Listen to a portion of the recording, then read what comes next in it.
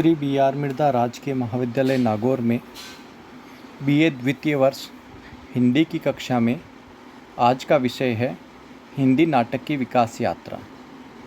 आज हम हिंदी नाटक के विकास क्रम में प्रसाद युग की प्रवृत्तियों और प्रमुख रचनाकारों का अध्ययन करेंगे। हिंदी नाटक के विकास क्रम में सन 1900 से 1950 के समय को प्रसाद युग के नाम से जाना गया। इस युग की प्रमुख प्रवृत्तियां हैं परिष्कृत भाषा और महत उद्देश्य।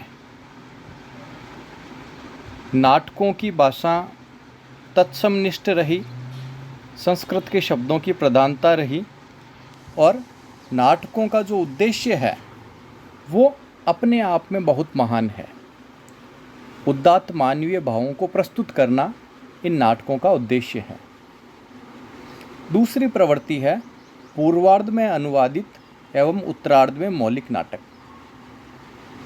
सन 1900 से प्रसाद युग का आरंभ माना जाता है। इसके शुरुआती कुछ सालों में अनुदित नाटकों की प्रधानता रही। संस्कृत, बांग्ला और अंग्रेजी से नाटकों का हिंदी में अनुवाद किया गया। 1920 के बाद में मौलिक नाटक बड़ी संख्या में लिखे गए। तीसरी प्रवृत्ति है ऐतिहासिक नाटकों की परंपरा। इस युग के जो नाटक हैं उनकी विषय वस्तु और कथानक भारतीय इतिहास और संस्कृति से संबंधित हैं। मुख्य रूप से गुप्त काल और मौर्य काल को इस युग के नाटकों में आधार बनाया गया। भारतीय एवं पाश्चात्य नाट्य शैलियों का समन्वय।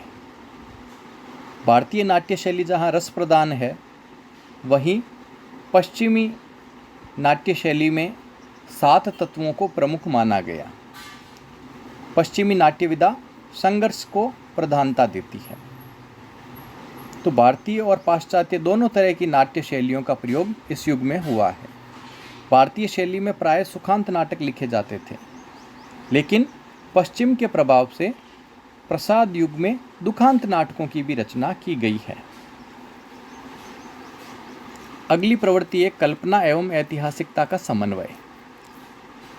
इस युग के नाटकों में एक तरफ ऐतिहासिक घटनाएं हैं, जैसे ध्रुवश्री या स्कंदगुप्त या चंद्रगुप्त, लेकिन इस ऐतिहासिक कथानक में नाटककार की कल्पना को भी शामिल करते हुए उस नाटक को और अधिक रोचक बनाया गया है।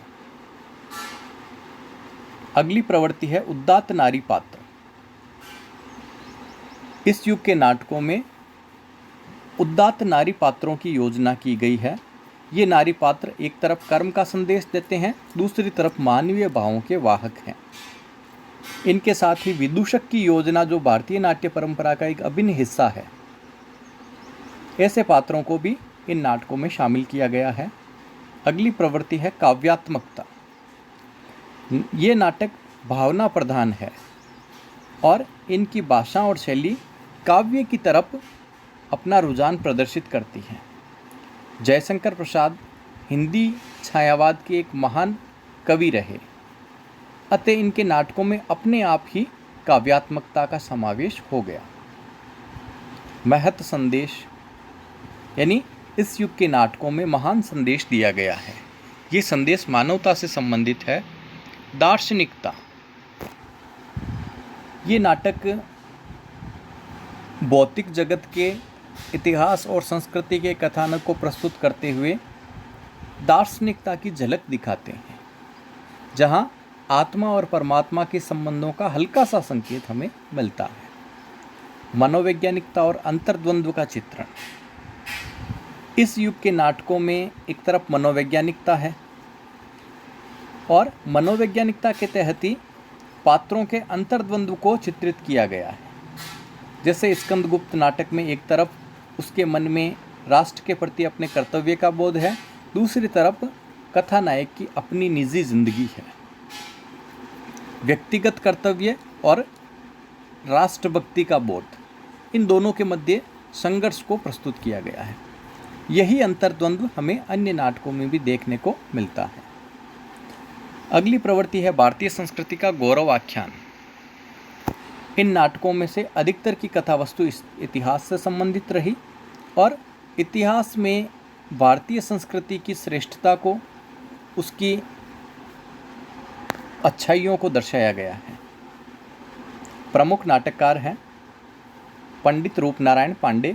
इन्होंने द्विजेंद्र लाल के बंगला नाटकों का अनुवाद किया। पंडित सत्यनारायण कविरत्न ने भवभूति द्वारा रचित उत्तर रामचरितमानस और मालती माधव का संस्कृत से हिंदी में अनुवाद किया। इस युग के प्रमुख नाटककार जिनके नाम पर इस युग का नामकरण किया गया, श्री जयशंकर प्रसाद।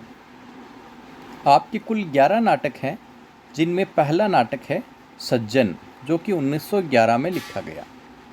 साथ ही कल्याणी परिणय, करुणालय, जो कि हिंदी का प्रथम गीति नाट्य है, 1913 में रचित है।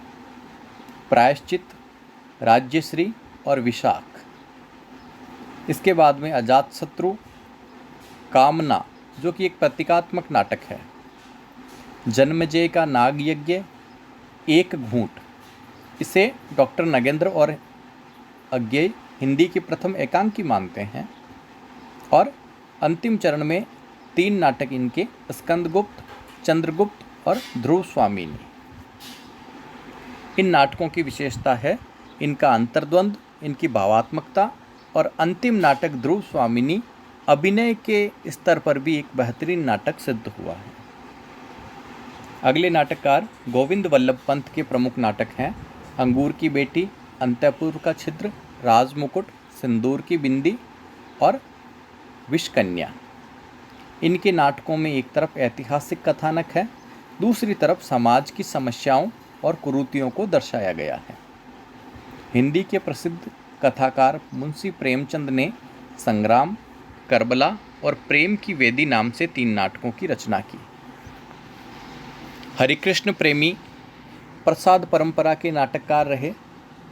इनके प्रमुख नाटक हैं रक्षाबंधन, विजय स्तंभ, कीर्ति स्तंभ, प्रतिशोध और विषपान। इनकी नाटकों की कथावस्तु भी इतिहास से संबंधित रही।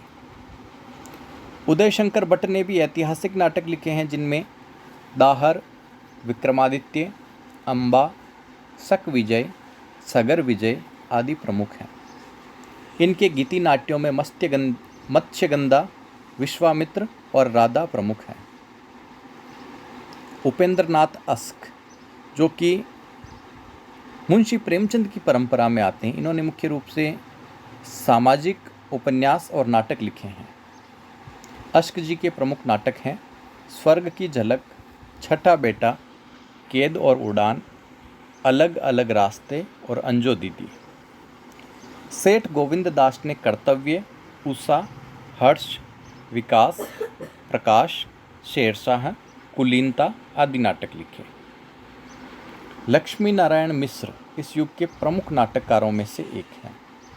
आपके मुख्य नाटक हैं सन्यासी, राक्षस का मंदिर, मुक्ति का रहस्य, राजयोग, सिंदूर की होली, आधी रात, गरुड़ ध्वज और दशाश्वमेध तथा वितस्ता की लहरें। प्रसादोत्तर नाटक, इनमें मुख्य रूप से 1950 के बाद लिखे गए नाटक हैं। इनके प्रमुख प्रवृत्तियां निम्नानुसार हैं। पहली प्रवृत्ति है ऐतिहासिक और पौराणिक नाट्य परंपरा। मुख्य रूप से जगदीश चंद्र माथुर और मोहन राकेश ने इस प्रकार के इस परंपरा के नाटक लिखे हैं। समस्या प्रधान नाटकों में मनोविश्लेषणवाद का समावेश लक्ष्मी नारायण लाल, मोहन राकेश और मुद्रा राक्षस ने किया है। इनके साथ ही आधुनिकता बोध से जुड़ी हुई प्रवृत्तियों में हम 3 बातों को शामिल करते हैं। पहले नाटक जो सामाजिक सांस्कृतिक चेतना से अनुप्राणित रहे, इनमें भीष्म साहनी और अमृत राय के नाटक मुख्य हैं। दूसरी व्यक्तिवादी चेतना, इनमें लक्ष्मी नारायण लाल, मोहन राकेश और मुद्रा राक्षस के नाटक प्रमुख हैं। और राजनीतिक चेतना से अनुप्राणित नाटकों में सर्वेश्वर और ज्ञानदेव के नाटक मुख्य हैं। प्रतीकात्मक नाटक, सर्वेश्वर और ज्ञानदेव ने प्रतीकात्मक नाटकों की भी रचना की। गीति नाट्य के क्षेत्र में दुष्यंत, धर्मवीर, कुंवर नारायण और दिनकर की प्रतिभा विशेष रूप से उल्लेखनीय है। और हास्य व्यंग्यात्मक रचनाओं में शरद जोशी और उपेंद्र नाथ अष्ट के नाटक मुख्य हैं। प्रमुख नाटककारों की बात करें तो जगदीश चंद्र माथुर के 4 नाटक जो भारतीय इतिहास और पौराणिक काव्य पर लिखे गए हैं, इनमें पहला नाटक है शारदिया, पहला राजा, कोणार्क और दशरथ नंदन। लक्ष्मी नारायण लाल ने मुख्य रूप से मनोवैज्ञानिक सिद्धांतों के आलोक में व्यक्तिवादी चेतना से प्रेरित समस्यात्मक नाटक लिखे हैं। इनके नाटकों में मुख्य है अंधा कुआं, रात रानी, दर्पण, मादा कैक्टस, कर्फ्यू, मिस्टर अभिमन्यु और अब्दुल्ला दीवाना। मोहन राकेश के 3 नाटक मुख्य हैं आषाढ़ का एक दिन, लहरों का राजहंस और आधे अधूरे। नरेश मेहता ने सुबह के घंटे नाम से नाटक लिखा। धर्मवीर भारती का गीति नाट्य अंधा युग बहुत प्रसिद्ध हुआ। अंधा युग की कथानक महाभारत के युद्ध की बाद की घटनाओं से जुड़ी हुई है। मन्नू भंडारी का नाटक बिना दीवारों का घर सामाजिक श्रेणी का नाटक है। दुष्यंत कुमार ने एक कंठ विस्पाई नाम से गीति नाट्य की रचना की। भीष्म साहनी ने मुख्य रूप से सामाजिक समस्याओं को मुद्दों को आधार बनाकर नाटक लिखे, जिनमें प्रमुख है कबीरा खड़ा बाजार में, हानूश और माधवी। अमृत राय का एक नाटक हम लोग बहुत लोकप्रिय हुआ और दूरदर्शन के शुरुआती दौर में हम लोग नाटक को आधार बनाकर एक सीरियल रचा गया जो अत्यंत लोकप्रिय हुआ। मुद्रा राक्षस नाम के नाटककार ने तिलचट्टा और तेंदुआ नाटक लिखा। ज्ञानदेव अग्निहोत्री ने शतुर्मुर्ग की रचना की। सर्वेश्वर दयाल सक्सेना, जिनके नाटक राजनीतिक संदर्भों से युक्त हैं, उन्होंने बकरी और गरीबी हटाऊ शीर्षक से नाटक लिखे।